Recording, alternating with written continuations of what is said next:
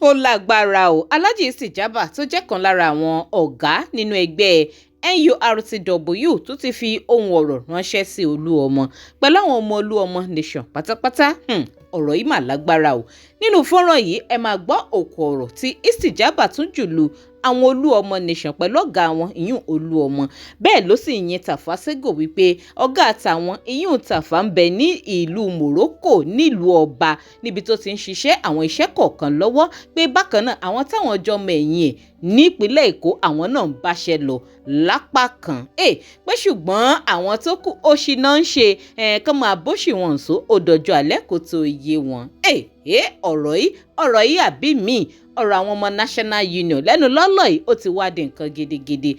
Ṣùgbọ́n ṣé ká ní àwọn Olúọmọ nation ṣé wọ́n bá wọn Sego nation ṣe ni ló jẹ́ kán máa sọ wípé òṣì ni wọ́n ń ṣe, àbí ṣé Olúọmọ tí ò sí ní power òun ni ká sọ wípé Istijabah ló ń fi ohun ọ̀rọ̀ yìí ló fi ń ránṣẹ́ sí, nítorí ọ̀rọ̀ yìí ó tún lẹ́tíkẹ́ ó tún lágbára. Ẹ̀yin èèyàn mi ẹ tún jẹ́ àjọ gbé fọ́nrán yìí yẹ̀wò, ẹ jẹ́ àjọ gbé gbogbo ọ̀rọ̀ tí Istijabah sọ nínú fọ́nrán yìí, ẹ jẹ́ àjíjọ gbé yẹ̀wò kẹ́ẹ̀dẹ̀ máa bá mi fèrò tiyín nípa ìsí kọ́mẹ́ǹtì. Bí ṣe wá mọ̀ fi fọ́nrán ọ̀hún lẹ̀ báyìí, ẹ má gbàgbé láti máa follow DIGINAIJA online TV lórí Facebook. Link kan wà ní comment section fídíò yìí tó máa gbé yín lórí Facebook page wa bẹ́yìn bá ṣe ń láǹfààní láti máa darapọ̀ mọ́ mi. Bákan náà lórí YouTube ẹ máa bá mi tẹ subscribe button tó wà ní abẹ́ fídíò yìí, kẹ̀sì máa bá mi like and share, ẹ máa bá mi pín káàkiri lórí ayélujára. Ó yá fọ́nrán ọ̀hún rèé, ẹ jẹ́ àjíjọ wò kẹ̀dẹ̀ máa bá mi fi èrò tiyín nípa ìsí kọ́mẹ́ǹtì. Ẹ̀yin aṣòṣì máa wẹ̀ ti rí o, àwọn ọ̀gá wa wà ní Morocco ń ṣiṣẹ́ lọ́wọ́, àwọn wà ní Èkó à ń ṣiṣẹ́, ẹ̀yin máa ṣòṣì lọ, ọ̀rọ̀ máa sọ̀rọ̀ ẹ̀ tó bá dọjọ́ alẹ́, orí yín máa pé, ẹ má wọrí, ẹ máa bó ṣì lọ, ẹ jẹ́ ká máa ṣiṣẹ́ lọ, alẹ́ ló máa sọ̀rọ̀, ó ti máa jẹ́ ní Sego nation worldwide.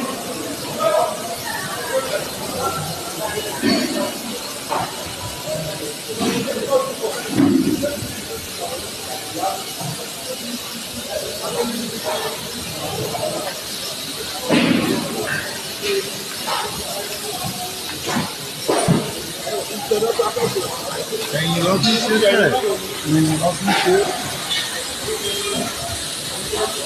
Ọ̀rọ̀ lẹ́gbọ́n lẹ́nu Alhaji Istijabah yìí tó jẹ́ ọ̀gá fáwọn onímárúwá nípínlẹ̀ Èkó tí wọ́n sì wà lábẹ́ nurtw náà. Ẹ̀yin èèyàn ojú wo lẹ tún fi wo gbogbo ọ̀rọ̀ tí wọ́n tún jù kalẹ̀ yìí, ìyàwó ló kọ sí yín, ẹ máa bá wa sọ sí kọ́mẹ̀ǹtì. Ṣé Olúọmọ ṣé ká sọ pé àìsí ní pọ́wọ́ Olúọmọ ìyẹn ṣé yìí ò túmọ̀ sí wípé ó ń ṣòṣe àbí kò ṣiṣẹ́ kankan, àbí ọ̀rọ̀ yìí ò lágbára. Àwọn ọmọ National Union ní Lagos State wọ́n ṣàtisọ ọ̀rọ̀ ipò state chairman wọ́n fà láàrin Tafa Sego àti Olúọmọ, wọ́n ti sọ di nǹkan ràpàtà, wọ́n ti sọ di nǹkan ńlá. Ọlọ́run nìkan ló lè bá wọn yanjú ẹ̀ níbi tọ́rọ̀ ọ̀hún tó dé dúró báyìí. Ṣùgbọ́n ṣá kí ni èrò tiyín lórí eléyìí, ẹ tún máa bá mi jù sí comment.